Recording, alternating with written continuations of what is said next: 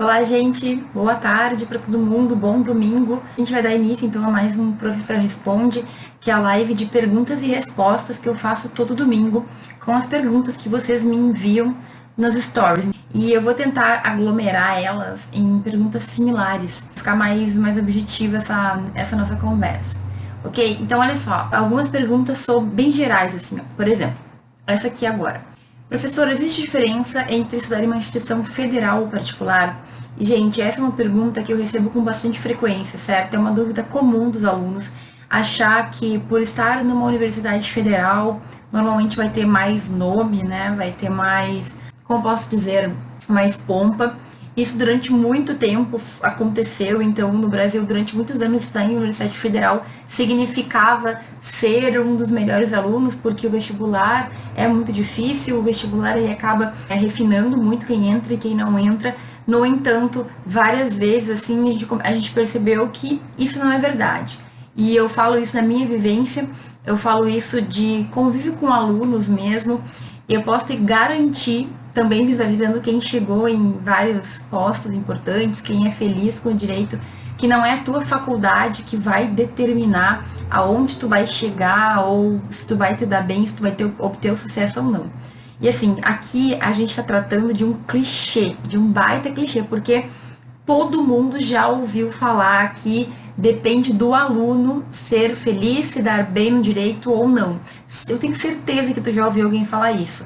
E assim, é claro que se a faculdade for extremamente ruim, não tiver condições mínimas, aí é difícil o aluno se virar sozinho, mas de forma geral, todas as faculdades vão ter pontos positivos e pontos não tão legais assim, certo? Então, eu me formei numa universidade federal, eu tive várias oportunidades, muitas coisas legais que eu pude viver durante a minha faculdade, muitos professores incríveis e também muitos professores que deixaram a desejar.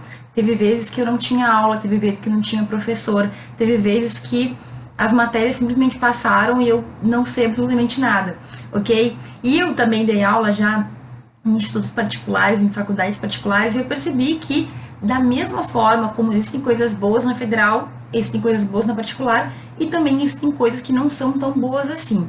Então, quando eu falo que é o aluno que faz a sua trajetória, apesar de ser um clichê, isso é muito real, gente. Isso é muito real porque, a depender do teu estudo, a depender do teu esforço, que tu vai alcançar o que tu deseja ou não. Uma pessoa que se esforça, uma pessoa que consegue organizar os estudos, que consegue manter uma certa rotina, uma pessoa que realmente se esmera para aprender, para revisar, essa é a pessoa que vai conseguir colher frutos depois, porque ela está plantando, entende? Então, muitas vezes, o que eu percebo é que alguns alunos, eles utilizam isso como um subterfúgio, como uma, entre aspas, desculpa. Ah, porque a minha faculdade, ela não é boa, porque a minha faculdade isso, minha faculdade aquilo. E aqui, mais uma vez, entra aquela ideia de autorresponsabilidade que a gente vem falando, né? Eu venho falando quase que diariamente. E é o fato de tu assumir que no momento que tu começa a faculdade, tu é responsável pelo teu aprendizado.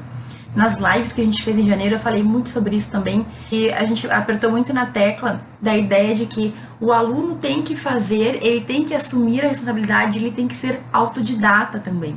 Então, se na tua faculdade, teus professores, um que outro professor não é o ideal, se tem algum tipo de dificuldade, por exemplo, você tem que aprender a se virar sozinho, literal. E eu tô falando aqui com toda a sinceridade do mundo, porque eu acredito que todo mundo já teve alguma situação que o professor não era como a gente queria, ou talvez deixou a desejar em algum ponto.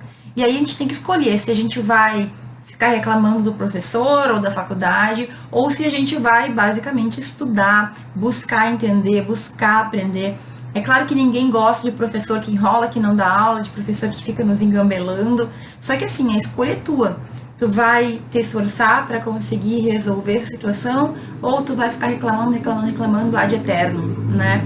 Então, gente, aqui é um ponto bem importante, certo? Nós temos que entender que hoje em dia grandes e excelentes faculdades são particulares, grandes e excelentes faculdades são federais, né? Ou enfim, públicas, mas ser pública ou ser particular não é só isso que vai definir a qualidade de uma faculdade. Ok? Todas as faculdades particulares que eu dei aula eram muito boas em vários quesitos, assim. em vários quesitos mesmo. Então, por exemplo, algumas questões eu pensava assim, nossa, se eu tivesse tido isso na minha faculdade federal, que eu não tive, hoje eu seria muito melhor, porque aqui existe organização nisso, existe professor sempre. Então, a questão é, sempre vai ter algumas questões que a gente pode criticar, que, enfim, fica faltando mesmo, e sempre vão existir algumas questões que a gente tem que reconhecer que é muito bom. Então, por exemplo, a particular costuma ter uma estrutura muito superior a uma universidade pública. Estrutura física, de cadeira, de quadro, de livros, ok? A federal, no entanto, ela costuma ter mais pesquisa. Mas vejam, tudo isso é relativo. Tem universidades federais que têm uma boa estrutura, tem universidades particulares que não têm uma boa estrutura, tem universidades particulares que têm muita pesquisa, tem universidades federais que não têm tanta pesquisa. Então, a dica é, basicamente, não te prende apenas a questão de ser federal ou de ser particular. Isso é um pensamento que a gente tem, mas que vem sendo modificado. Inclusive, grandes pessoas, advogados de renome, juízes, promotores, eles vieram de faculdade particular. Inclusive, alguns dizem assim, minha faculdade era realmente muito ruinzinha, mas eu estudei e consegui superar. E assim, depois que tu é advogado, juiz, promotor, delegado, ninguém te pergunta onde tu te formou, sabe? Essa é uma realidade. Então vamos entender que a responsabilidade da faculdade ser boa ou não vai depender da gente. Sempre vai ter algumas coisas ruins e sempre vai ter algumas coisas boas. Então é tu escolher para qual lado tu quer olhar e ver como que tu vai agir com isso, tá bom? Tem uma outra pergunta aqui que é muito similar a isso de faculdade particular e faculdade pública. E essa aqui, ó. Existe preconceito no meio jurídico com relação à reputação da faculdade onde se estudou? E aqui, o aluno, na verdade, está se referindo mais à questão daquelas faculdades de renome, que a gente conhece, que a gente sabe, basicamente, que são faculdades que todo mundo gostaria de fazer. A USP, por exemplo, né? Nossa, é uma universidade renomadíssima. Algumas universidades são antiguíssimas também, todo mundo gostaria de estudar lá, por exemplo. Mas vejam, existe hoje no mercado o interesse por profissionais que consigam atingir, que consigam entregar resultados, que consigam fazer, que tenham, digamos assim, o preparo para o que é necessário. Então, por exemplo, no escritório de advocacia, mais do que apenas aonde a pessoa se formou, o advogado que vai contratar lá, o responsável, ele quer saber até que ponto aquele advogado tem condições de desenvolver aquele trabalho. Então, vejam, ainda existem em alguns setores algumas pessoas que fazem diferenciação sim, ok? Então, eu, por exemplo, quando fui contratada pela primeira vez para dar aula, a pessoa que me contratou falou que gostava de pessoas que tinham se formado naquela faculdade que eu me formei, que era uma universidade federal, e que por isso, então, ela tinha gostado mais de mim do que de outra pessoa, enfim, ela me contratou. Mas essa foi a única vez que alguém se referiu à universidade a qual eu tinha me formado, certo? Porque depois disso foram seleções públicas, por exemplo, em que, independentemente de onde tu te formou, teu certificado, teu diploma, ele vale igual a todo mundo, certo? Vale igual a qualquer outro lugar. Então, se, por exemplo, me formei numa particular, ou me formei numa federal, ou me formei na super faculdade tal, ou em qualquer outra faculdadezinha, em seleções públicas, por exemplo, isso não vai fazer diferença. O diploma em direito é um diploma que a gente vai ter e que vai ter o mesmo peso, ok? Alguns lugares, normalmente mais no interior, normalmente lugares que ainda estão se adaptando, podem ainda fazer diferenciação, mas sinceramente, o que eu mais vejo são grandes empresários falando sobre mentalidade, sobre pessoas que têm a ver com aquilo que a empresa busca. Então, é bem diferente os perfis, né? Os perfis das pessoas são diferentes. A depender do teu perfil, tu vai te encaixar mais em uma coisa, mais em outra. E aí, muitas vezes, aonde tu te formou, sequer é visualizado. Então, para eu tentar condensar essa resposta aqui. Alguns lugares talvez ainda façam diferenciação. Eu já ouvi vários alunos falarem que tem escritórios, o escritório tal e tal só aceita pessoas formadas em faculdades tal e tal. Agora, isso vem diminuindo e quem acompanha, digamos, grandes perfis jurídicos que falam de grandes escritórios e tudo mais, tu percebe que é muito mais a busca de pessoas que se alinham ao perfil da empresa, que se alinham ao perfil que se busca daquele advogado lá, do que aonde a pessoa se formou. E se a gente parar para pensar, concurso público, aí sim não faz a mínima diferença. O concurso público, ele pede normalmente a graduação em Direito, certo? Às vezes tem alguns outros requisitos, mas que não são questões que envolvem aonde tu te formou. Então, mais uma vez aqui, a gente tem que entender que quem vai fazer a nossa faculdade é a gente mesmo. Quem vai trazer os resultados somos nós. Então, existem algumas pessoas que passaram para o concurso que falavam assim, olha, eu sempre estudei muito, a minha faculdade não era das melhores, a minha faculdade deixava a desejar em muitos pontos, mas eu complementei. Eu basicamente estudava mais do que o que era passado em sala de aula, eu revisava, eu buscava mais conhecimento. Hoje em dia, todo mundo tem condições de estudar por fora, né? Então, o que mais a gente tem é livro, o que mais a gente tem é aula, videoaula gratuita, paga, cursos. E, gente, o que a gente mais tem na internet, né? É possibilidades de a gente aprofundar o nosso conhecimento. Então, cada dia isso aqui vai ficando mais de lado, ok? Pode ser que pessoas mais antigas ainda tenham uma ideia de que uma faculdade, por ser assim ou assado, tem mais valor do que outra, mas isso vem sendo mitigado, vem sendo diminuído muito, muito mesmo. Como eu falei, uma única vez fez diferença na minha vida ter me formado em determinada universidade. Depois, nunca mais ninguém me perguntou, porque outras eram as qualidades, outras eram as características que era requerido naquela época para mim. Então, ficou uma coisa meio lateral. E eu sempre digo assim que quem valoriza demais, quem fica falando demais aonde se formou, muitas vezes é porque acha que se formou numa universidade muito boa ou de nome e quer com isso, digamos assim, ganhar uma certa autoridade. Não, porque me formei em tal universidade, então eu sou melhor.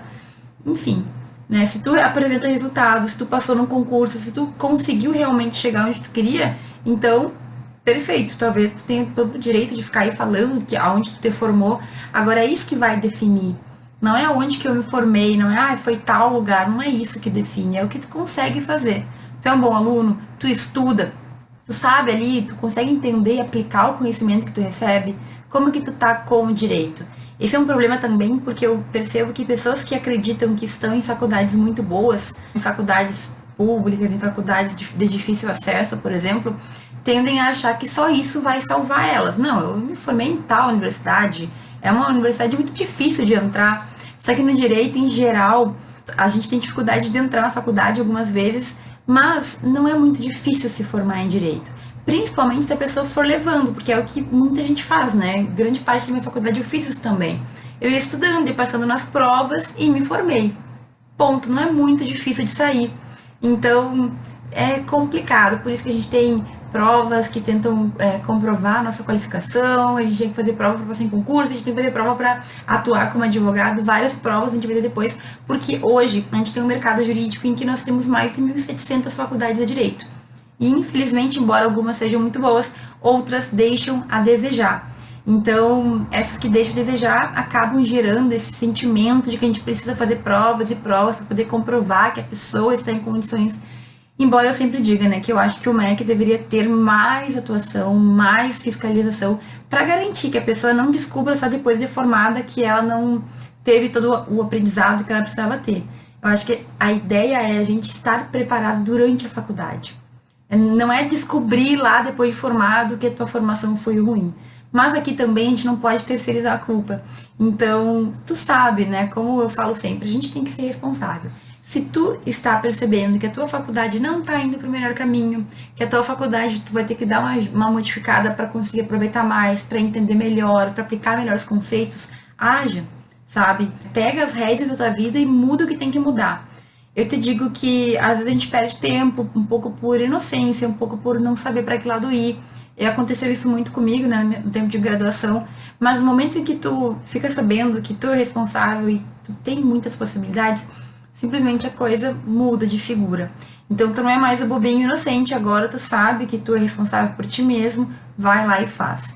Ah, eu tenho insegurança no direito, estuda mais. Certo? Eu tenho muito medo de prestar trabalho. Bom, vamos cuidar, né, o porquê que isso acontece, mas vai lá, dá tapa a cara, te esforça, muda, certo? Eu sei que sair da zona de conforto dói um pouquinho, mas é que ficar onde a gente tá também dói. A insegurança normalmente a gente cura com mais estudo, com mais tempo sentado, estudando, lendo, fazendo exercício, fazendo resumo. É bem assim que acontece. Então, no momento que a gente aprende que é a gente que é responsável, que na hora que a gente se formar é a gente que tem que responder por a gente mesmo, parece que a vida ela fica faz mais sentido, entende? Aí a gente para de ficar pensando que talvez seja preconceito, ou talvez exista um mercado fechado, não. Na verdade, muita gente que se forma em faculdades muito pequenininhas tem muito êxito. A questão é que esse aluno que se formou numa universidade que talvez não fosse das melhores, se esforçou mais para conseguir chegar lá. E tem outra coisa, gente, como eu falei, às vezes as pessoas se formam em universidades muito renomadas e acham que isso vai garantir uma vida maravilhosa no direito, e não é o que acontece. Tem muita gente que se forma em super universidades e não consegue encontrar o caminho, não gostam, não chegam onde gostariam de chegar. Existem vários fatores que vão interferir em tudo isso. E a gente tem que ficar atento para não se enganar, sabe? Não ficar criando desculpa na nossa mente para não fazer o que tem que ser feito, ok? É necessário comprar livros de cada matéria a cada semestre? Essa aqui é uma questão bem individual, certo? Então, na minha faculdade, eu não comprava de todas as matérias em todos os semestres. Eu comprava daquelas matérias que eu achava que eram mais importantes e que eu queria estudar mais. Hoje, especialmente, a gente consegue comprar e-book, a gente consegue livro PDF na internet, a gente consegue acessar, assim, direto, às vezes, da editora, partes do livro. Então, eu não acho que é necessário tu comprar livro sempre, todo semestre. É importante que tu faça uma análise, ok? Uma análise do que tu vai estudar, qual é a matéria, se realmente naquele momento tu vai ler. Eu falo isso porque eu comprava muito livro e às vezes me arrependi. Eu tenho muito livro na minha estante que eu mal abri, assim, que eu li algumas páginas. E assim, muitas das matérias tu consegue tranquilamente levar com livros da biblioteca. Então, além da gente ter um acesso hoje a muitos livros que são gratuitamente disponibilizados, a gente tem a biblioteca da faculdade, que quebra um baita galho. E por que eu falo isso? Porque tem gente que pensa que a gente pode fazer uma biblioteca, né? Eu tinha vários colegas que falavam, não, eu tô fazendo a minha biblioteca, daí comprava muito livro sempre. Só que depois que a pessoa se formou, isso aconteceu com vários amigos próximos, essa pessoa percebeu que os livros ficaram desatualizados. E aí a biblioteca do direito ficou toda meio que para enfeite, entende? Felizmente ou não, o direito ele se modifica muito. Então é importante que tu pense quais são os livros que tu quer comprar e saiba que muitos deles tu vai usar um semestre, 1 ano, 2 anos e depois tu não vai poder mais usar. Eu tinha uma amiga minha que ela tinha um monte de livros, ela começou a estudar para magistratura e ela quase não utilizou nada dos livros dela, doou quase tudo, porque já não estavam mais atualizados o suficiente, porque não era o tipo de livro que ela precisava usar para passar no concurso, e porque ela conseguia quase tudo online, disponibilizado pelos concursos que ela fazia lá, pelos cursinhos que ela comprava, por grupos de pessoas que compartilhavam o livro, certo? Até a própria editora às vezes compartilha versões. Então eu recomendo. E aí é uma coisa muito pessoal. Tem gente que só gosta de estudar em livro. Então, tudo bem, se tu tem dinheiro, se tu tem disponibilidade, compra o livro. Mas saiba que tu não vai poder usar por muito tempo, né? Mas agora, o que eu ia falar, eu recomendo que tu compre livros clássicos. Não precisa ser comprando livro. Vai devagarinho, começa a ler alguns livros. Por exemplo, livros de Kelsen, né? O Kelsen é um clássico que nunca vai mudar. Ele já morreu, coitado, inclusive. Então, os livros dele são livros que fazem a gente entender uma parte do direito que não vai mudar. Mas, ao mesmo tempo, uma parte mais histórica, uma parte mais de construção. Se tu quiser entender da lei anticrime que está atual hoje, tu vai ter que buscar livro de direito que vai, com o tempo, também ficar desatualizado. Então, tem que pensar contigo. Quais matérias que eu vou priorizar? Quais livros que eu vou comprar? Também não adianta sair comprando o livro se tu nunca viu o livro, se tu não sabe se tu vai gostar do livro. Gente, tem livros que eu mal toquei. Tem um livro tributário em especial que eu comprei porque o professor recomendou e eu odiei o livro. É um livro muito pesado de se ler, a letrinha era muito pequena, parece que eu não rendia. Bom, eu li um capítulo e nunca mais li nada do livro, tá ali, fazendo volume na minha estante. Então, vai com calma nessa história de comprar livro. E outra coisa que eu recomendo é esperar para ver o que o teu professor vai recomendar. Então, assim, às vezes a gente vai para a biblioteca, lá para a livraria, quer comprar e nananã, e aí compra um livro que o professor não recomenda ou que ele pensa totalmente, é uma doutrina totalmente diferente, tem total direito de usar a doutrina que tu quiser, só que se o professor recomendar o livro, é interessante olhar o que ele recomendou. Mas não faz que nem eu que fui e comprei cega, tá? Dá uma olhada no livro antes, vê se pra ti funciona, vê se tu vai ler aquele livro mesmo, e aí tu decide se vai comprar ou não, ok? Essa história de comprar livro só por comprar ou de achar que a gente vai ler tudo, vai com calma, porque muitas vezes a gente vai lá gastar o dinheiro que a gente não tem e às vezes a gente nem usa aquele material. E existe muito material bom na internet, tem que tomar cuidado, mas tem sim muita coisa boa que tu pode usar e que pode, digamos assim, fazer a vez desse livro. Outra coisa também que é importante, só para não deixar quicando essa bola, às vezes tu tá iniciando numa matéria e tá com dificuldade, é bom tu começar a fazer uma leitura mais simples. Então começa com leituras de sinopse, começa com leituras mais objetivas, e depois tu vai aprofundando. Às vezes chegar a comprar um livro de doutrina pesado já de primeira pode ser um baque meio forte, pode ser que tu pegue um trauma, certo? Então vai devagarinho, lê as anotações de aula, lê a lei, ok? Lê a sinopse, aí quando tu estiver entendendo o conteúdo, tu parte para um livro mais avançado, mais aprofundado, e aí vai fazer mais sentido, ok? É necessário ter domínio do inglês ou de outra língua estrangeira para entender melhor o direito?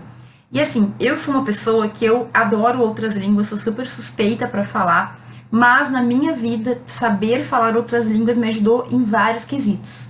É claro que tudo vai depender de como tu quer agir, do que tu quer fazer, de quais são os teus objetivos, quais são os teus sonhos com o direito, mas eu pessoalmente defendo que sim, é muito importante dominar outras línguas. Tem gente que defende que o espanhol é até mais relevante que o inglês. Mas qual é a questão aqui? A questão, gente, é que grande parte do conhecimento do mundo não está em português.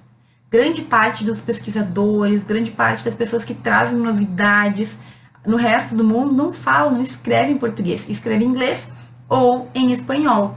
E aí, quando tu tem essa língua, quando tu acessa o inglês, quando tu acessa o espanhol, tu tem acesso também a esse conhecimento que não está na tua língua. E tu dominar outra língua pode te trazer vários benefícios, né? Primeiro que tu pode acessar conteúdos que tu não acessaria se tu só falasse o português. Segundo, que daqui a pouco tu pode te tornar uma referência por trazer conteúdos de fora para o Brasil. Então, digamos que tu domina uma língua e tu consegue traduzir, trazer conceitos. Grandes doutrinadores hoje fazem isso. Eles utilizam o seu conhecimento e trazem para o Brasil, importam, digamos assim, alguns institutos que existem em outros países, ok? Outra língua pode te favorecer também para fazer o intercâmbio durante a faculdade, pode te ajudar a, depois de formado, a depender da tua carreira, tu fazer cursos, ou tu morar fora do país, ou tu trabalhar numa multinacional. Então, pessoalmente, eu acredito que é muito importante falar outra língua. Eu gosto muito do inglês, gosto muito do espanhol, e no direito, o francês é uma língua também muito utilizada, certo? Então, assim, é importante, durante a faculdade, a gente tem como associar a compreensão, o estudo de outras línguas, e te traz muito benefício. Agora, não é porque tu não fala outra língua que tu não vai entender o direito, porque o nosso ordenamento, ele é pátrio, né? O ordenamento brasileiro, o ordenamento que vai estar todo em português, tu vai conseguir entender o direito brasileiro, mas tu não vai ter acesso a todo esse conhecimento que as outras línguas te proporcionam. E assim, eu vou dizer pra ti, o mundo acadêmico, obrigatoriamente, se tu quiser ir pro mundo acadêmico, tu tem que ter, tu tem que falar, tem que dominar outras línguas, mas não é só no mundo acadêmico, ok? Então, por exemplo, existem várias carreiras que tu vai ter que fazer especializações, que as próprias instituições te pedem para seguir estudando, e aí, querendo ou não, tu cai no mundo acadêmico e tu vai ter que fazer uso de documentos, vai ter que fazer uso de outros tipos de livro que não estarão muitas vezes em português. Quanto mais a gente estuda uma coisa, mais a gente vai se aprofundando e mais autores diversos, além do brasileiros, né, a gente vai ter. Eu adoro português, eu acho português essencial, mas de verdade, se tu tem a possibilidade, vai atrás de aprender inglês, espanhol, francês, alemão é uma língua muito utilizada, italiano também, principalmente no processo civil, mas tu escolhe.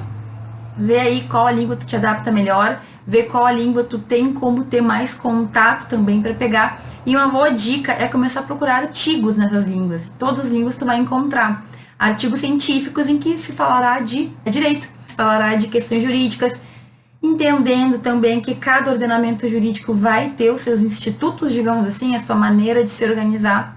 E aí a gente vai, às vezes, ter um pouquinho de dificuldade, mas não é porque o inglês ou o espanhol é difícil, mas porque existem algumas diferençazinhas aí de país para país. Então, eu acho super importante, eu recomendo que vocês estudem, escolham pelo menos uma das línguas estrangeiras e se dediquem, porque o acesso ao conhecimento é muito maior, ok? E no mesmo sentido, tem uma pergunta que fala aqui assim: Como posso aprender melhor o inglês jurídico, sendo que sou péssima em inglês? E aqui é uma pergunta difícil, né, gente? Por quê? O que é o inglês jurídico? Na verdade, o inglês jurídico, ele é um inglês que ele vai ter o juridiquês em inglês. Então, pensa assim, se no português nós temos o português e nós temos o juridiquês aqui brasileiro. Da mesma forma, em outros países, eles vão ter os jargões jurídicos. Só que assim como no português, é claro que são muitas palavras específicas, então a gente sabe que competência é uma palavra que no direito tem um significado e no português normal dos leigos tem outro, mas se tu não falar português, fica muito difícil falar o português jurídico, certo? Então aqui, eu acredito que sem o inglês vai ser muito difícil aprender o inglês jurídico. Por quê? Porque eles andam juntos, né? Como é que tu vai interpretar algo se tu não consegue ter a base da língua? O inglês jurídico, ele é um nível acima. As pessoas aprendem inglês e depois elas aprendem o inglês jurídico. E eu já fiz aula de inglês jurídico, gente, e assim, não é que seja super difícil, mas ele é bem específico, assim como o português jurídico também é. Então, se tu não tem a base ali de outras partes, fica muito complicado. Então, infelizmente, eu acho que a única resposta para isso é que tu vai ter que estudar inglês também, certo? Porque não tem como tu aprender ali um subnicho da língua se tu não consegue dominar a língua. Mas assim, começa a ler mais artigos jurídicos em inglês que talvez tu consiga ir entendendo, talvez tu consiga ir fazendo com que o inglês participe mais da tua vida. Essa história de ser péssimo em alguma coisa é porque talvez tu não encontrou um método que funciona para ti. Então encontra aí no YouTube alguém que fala de inglês, alguém que ensina inglês de uma maneira mais fácil, começa a escutar podcast em inglês, alguma coisa assim, porque tu tem que colocar essa língua na tua rotina e aí o inglês jurídico ele vai vindo aos poucos também. Eu me lembro que quando eu fiz aula de inglês jurídico, eram vários detalhezinhos, assim, várias palavras que eu não sabia também em português. E aí é isso que também complica, né? Porque o inglês jurídico ele requer um pouco de conhecimento jurídico. E normalmente são textos que vão versar sobre common law, não a civil law, e aí dificulta um pouquinho mais. Se tu já leu o caso dos Exploradores de Caverna, que é um clássico, né? Todo mundo lê na faculdade. Se tu já leu esse livro, tu vai perceber que existem vários pontos que às vezes fica difícil a gente entender, mesmo em português, porque eles estão se referindo a common law. Então, tá em português, mas como é um sistema diferente, é mais difícil de entender. E aí o inglês jurídico, ele tem também essa partezinha que é chata, né? Que é o fato de que, infelizmente, eu tenho que também ter um conhecimento jurídico daquele sistema para entender com completude. Mas, enfim, o negócio é buscar aprimorar, colocar aos poucos no teu dia a dia e aprendendo palavras novas, né, diariamente, tentando entender o que está acontecendo e estudando um pouquinho da common law para fazer sentido o inglês jurídico para ti também, certo? O inglês jurídico é bem interessante, mas se não tem inglês fica realmente muito difícil. Desde o curso já devemos planejar as finanças para montarmos o próprio negócio ou é cedo demais? Gente, essa pergunta é muito interessante. Sabe por quê? Porque independentemente do que tu quer fazer, se tu conseguir desde cedo fazer um planejamento de valores mesmo, melhor para ti. Então, montar um escritório, no exemplo aqui que a colega trouxe, é basicamente o fato que tem que saber que vai demorar, provavelmente, se tu abrir um escritório próprio, para começar a ter um retorno. É normal um escritório demorar para se sustentar, porque tu é novo no mercado, porque as pessoas talvez não te conheçam, porque tu vai criando aos poucos a tua imagem, certo? A tua autoridade, as pessoas vão te conhecendo, tu vai fazendo, vai melhorando, vai criando, né, um nome. Então, é normal que tu fique um tempo, por exemplo, pagando para trabalhar. Se a gente está preparado para isso, se a gente guardar um dinheiro para se manter, tende a ser menos traumático do que ficar totalmente à mercê daquela situação. Então, é importante que a gente tenha isso em mente para qualquer uma das carreiras. Quem vai fazer concurso público, normalmente, quanto mais difícil a prova, mais tempo tu vai demorar para passar. Se tu planeja isso durante a tua faculdade, se tu guarda um dinheirinho, se tu planeja alguma coisa para fazer durante aquele período que tu não tenha que ficar totalmente sem renda, é uma boa ideia. Então, eu acho que isso, para qualquer carreira, não só o escritório, para qualquer coisa que tu pensa em fazer depois da tua faculdade, o ideal é se planejar. Então, digamos que tu trabalha agora ou que tu tem um estágio, tenta te organizar para ter alguma gordurinha, digamos assim, depois de formado. Quando a gente não fica tão dependente assim do valor, até a gente consegue escolher melhor, Se tu for trabalhar para outra pessoa, se tu for montar um escritório, tu vai ter que aguentar um tempinho mais sem ganhar, certo? E é importante que a gente tenha consciência disso. Eu tenho lido muitos livros sobre mentalidade e tudo mais. Hoje eu vi um advogado falando sobre isso também. Quando se inicia um escritório, muitas serão as dívidas que a gente vai ter. Agora, tu pode escolher começar devagarinho, sem fazer grandes estradalhaços, sem fazer grandes dívidas, porque o início é difícil. Então, tem gente que se deixa levar pela imagem, que se deixa levar ali para mostrar para os outros que tá bem e acaba se enterrando em dívidas mesmo sem ter como pagar. Então, é importante que a gente pense em como começar com o mínimo de dívidas possível, certo? Com o mínimo de gasto, para com o tempo, quando o escritório estiver amadurecendo, ele conseguir se pagar e as coisas crescerem. Também é importante, gente, que a gente entenda que tudo tem o seu tempo. A não ser que tu tenha um nome na cidade, que o teu pai é advogado, que alguém é conhecido por alguma coisa. Normalmente as pessoas precisam de um tempo. O profissional precisa de um tempo para ser reconhecido socialmente. Faz parte. Então esteja preparado para isso. Não espere se formar e já sair ganhando aí rios de dinheiro que nem o Harvey Specter, certo? É importante que a gente pense nisso, até para não criar muita expectativa. Muita expectativa fora da realidade é o que nos causa ansiedade, nos causa estresse, nos causa frustração. E aí, às vezes, vira uma bola de neve e a gente não consegue mais voltar. Então, vai com calma. Se tu tem como hoje, independentemente do teu semestre, se preparar financeiramente para os períodos que talvez tu tenha de vacas magras, ótimo, melhor. Nunca é cedo demais para a gente se precaver, ok? Agora, também não precisa fazer um planejamento tributário e não sei o que. Calma, vai devagarinho. Ainda tem tempo para tu ver o que tu vai fazer, mas é melhor ter ali um pezinho de meia, um dinheirinho guardado para qualquer coisa que tu decide fazer, do que se formar e tá com uma mão na frente e outra atrás, e aí fica mais difícil de conseguir aproveitar algumas oportunidades. Essa história de ter dinheiro, gente, guardado, que seja um pouquinho, é algo bem interessante, porque muitas vezes, quando tu tem o dinheiro, tu consegue aproveitar coisas que se tu não tivesse, talvez não desse, né? Talvez não fosse possível. Então, se tu tem um dinheirinho lá, exemplo, né? Faz uma super promoção que à vista a coisa fica metade do preço, ou menos da metade. Quem tem dinheiro guardado pode aproveitar. Quem não tem, não pensou, enfim, daí não tem como aproveitar, porque vai criar mais dívida do que efetivamente vai ganhar alguma coisa. Isso é bem importante. É importante que a gente tenha essa noção, ok? Porque não adianta. Questão de finança, questão de dinheiro sempre vai ser uma preocupação. E quanto mais, entre aspas, seguro a gente tiver, melhor.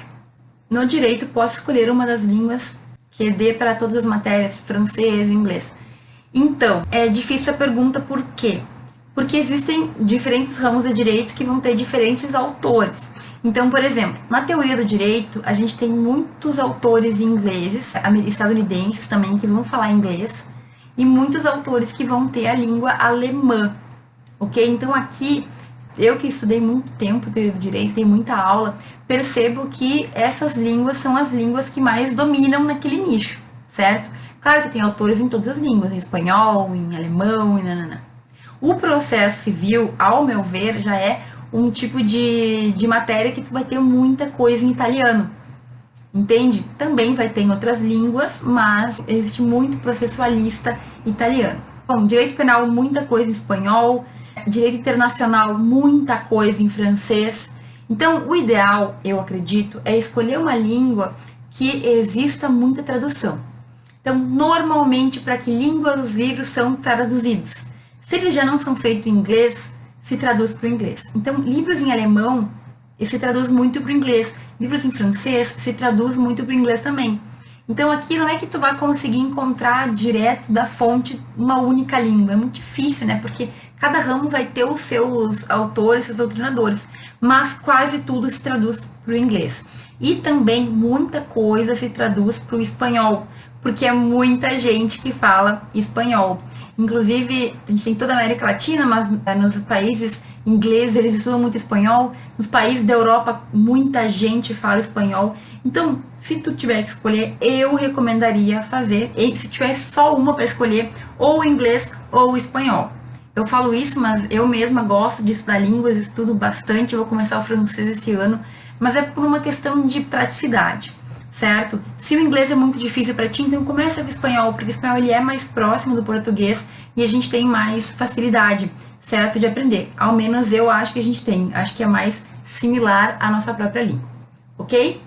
Eu queria agradecer a todo mundo que ficou aqui assistindo. Se alguma coisa ficou, eu vou abrir uma nova caixinha hoje. Me manda pergunta de novo que eu sigo respondendo. Terça-feira nós temos live ao vivo no YouTube. Eu vou transmitir pelo Instagram também. E no domingo que vem a gente tem mais Professora Responde, em que eu vou responder as perguntas que tu me deixar aqui nos stories. Acho que eu consegui responder tudo. Qualquer coisa me manda, então. Um grande abraço e a gente se vê terça-feira.